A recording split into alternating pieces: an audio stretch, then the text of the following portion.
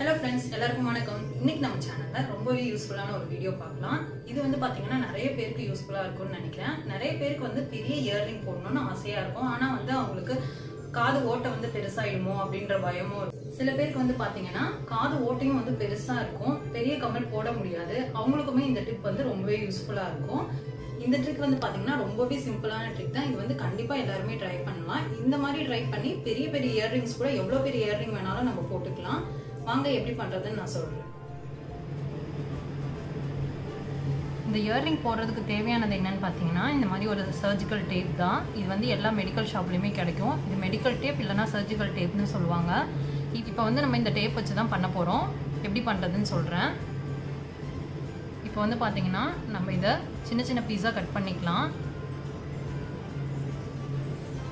நான் இந்த அளவுக்கு பெருசாக கட் பண்ணிக்கிறேன்.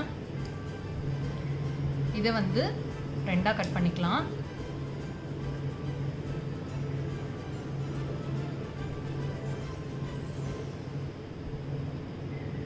இப்போ பார்த்தீங்கன்னா இந்த ரெண்டு பீஸையும் ஒன்றோட ஒன்று ஒட்டிக்கலாம். இது வந்து நம்ம சிங்கிளாக போட்டால் கொஞ்சம் ஸ்டிக்கியாக இருக்காது, அதனால தான் வந்து ரெண்டு யூஸ் பண்ணுறது. இந்த மாதிரி ஒட்டிக்கலாம். உங்களுக்கு இன்னும் கொஞ்சம் சின்னதாக வேணும்னா கூட நீங்கள் கட் பண்ணிக்கலாம். அந்த புஷ்பேக் ஏற்ற மாதிரி ரவுண்டாக கட் பண்ணிக்கிறதுனா கூட இந்த மாதிரி சைடில் வச்சுட்டு தெரியாத மாதிரி நம்ம கட் பண்ணிக்கலாம். இப்போது எப்படி போடுறதுன்னு காட்டுறேன். ஓகே, இப்போ பார்த்தீங்கன்னா இந்த இயர்ரிங் தான் போட்டு காட்ட போகிறேன். நல்ல ஹெவியான இயர்ரிங் தான் இது. ஃபஸ்ட்டு நீங்கள் பெரிய இயர்ரிங்ஸ் போடுறதுக்கு முன்னாடி காதில் ஆலோவேரா ஜெல் அப்ளை பண்ணிக்கோங்க. அப்படி இல்லைனா தேங்காய் எண்ணெய் கூட லைட்டாக அப்ளை பண்ணிக்கலாம். அதுக்கப்புறமா நம்ம தோடை போட்டுட்டு கட் பண்ணி வச்சுருக்க டேப்பை உள்ளே ஸ்டிக் பண்ணுற மாதிரி ஒட்டிடலாம். அந்த கம்பியில் உள்ளே விட்டு ஒட்டுங்க. இந்த மாதிரி ஒட்டி விட்டுட்டு அதுக்கப்புறமா நம்ம புஷ்பேக் போட்டுக்கலாம். இப்போ பார்த்திங்கன்னா நான் புஷ்பேக்கே போடலை, அந்த டேப்போட ஸ்டிக்னஸ்னாலே கரெக்டாக நிற்கும்.